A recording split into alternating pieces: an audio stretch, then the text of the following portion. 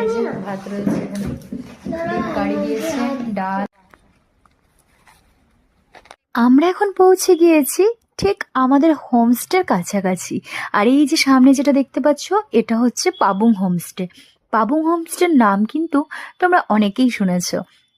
আর ওই যে দূরে দেখতে পাচ্ছ, ওটাই হচ্ছে কিন্তু আমাদের হোমস্টে। খুব সুন্দর একটি নির্জন জায়গায় কিন্তু আমাদের এই হোমস্টেটা। আর হোমস্টের মধ্যে অনেকগুলো কটেজ করা রয়েছে ছোট ছোট। আর ঠিক সামনেই কিন্তু কাঞ্চনজঙ্ঘার ভিউ দেখা যাচ্ছে, যদিও এখন মেঘে ঢাকা রয়েছে, তবে ক্লিয়ার ভাবে এখান থেকে কাঞ্চনজঙ্ঘা দেখা যায়। এই হচ্ছে আমাদের হোমস্টের রুম। আর এখানে দেখো খুব সুন্দর একটা বেড দিয়েছে, যদিও বেডটা খুব একটা বড় নয়, তবে এর নিচে একটা বেড দিয়েছে যেটা সিঙ্গেল বেড। ঘুমানোর সময় সেটাকে রেডি করে নিতে হবে। আর তার সঙ্গে দেখো একটা ওয়ারড্রপ রয়েছে, আর এদিকে বাথরুম রয়েছে, আর ওখানে একটা ছোট্ট টেবিল মতো দেওয়া রয়েছে। তো এর ভেতরেও কিন্তু একটা ব্ল্যাঙ্কেট রয়েছে, ইউজ করার জন্য তোমরা নিতে পারো। আর চাইলে কিন্তু ওরা বলেছে দিয়ে দেবে, যদি তোমাদের প্রয়োজন হয় অবশ্যই কিন্তু চেয়ে নিও ওদের কাছে। আর এই হচ্ছে হোমস্টের বাথরুম। বাথরুমটাও কিন্তু একদম নিট অ্যান্ড ক্লিন, খুবই সুন্দর, গিজারেরও ব্যবস্থা রয়েছে। তোমাদের একটা জিনিস দেখাই, আমরা হোমস্টেতে বসে রয়েছি, এই সবে আমরা হোমস্টেতে ঢুকলাম।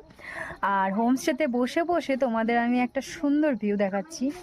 দেখো, হোমস্টেতে বসে বসে কাঞ্চনজঙ্ঘা ভিউ। অ্যাকচুয়ালি এই যে এটা হচ্ছে কাঞ্চনজঙ্ঘা, যদিও মেঘে ঢেকে গেছে পুরো একদম। এই যে সামান্য রেঞ্জ দেখা যাচ্ছে, এই যে এখানটায় সামান্য রেঞ্জ দেখা যাচ্ছে। ঠান্ডা নেই কেন গো? তো চলে এসেছি, তো স্নান দান সেরে নিয়েছি। জল ছিল হোমস্টেতে, আর গরম জল ছিল না, গরম জল প্রথমে হালকা বেরিয়েছে। তো চলো এবার লাঞ্চটা সেরে নিই। এই যে লাঞ্চ দিয়ে দিয়েছে,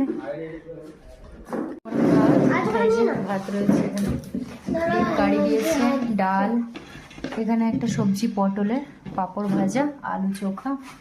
চলো এবার আমরা খাওয়া দাওয়া করতে বসে গিয়েছি। চলো, আসলে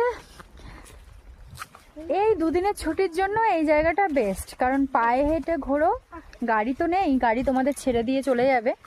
আর তোমরা পায়ে হেঁটে এই সাইডগুলো হয়তো ঘুরলে, বা পেছনটা ঘুরলে, পেছন দিকে জায়গা নেই, আমাদের হোমস্টেটাই হচ্ছে শেষ একদম লাস্টে। এই যে ঝোপঝাড় দেখতে পাচ্ছি।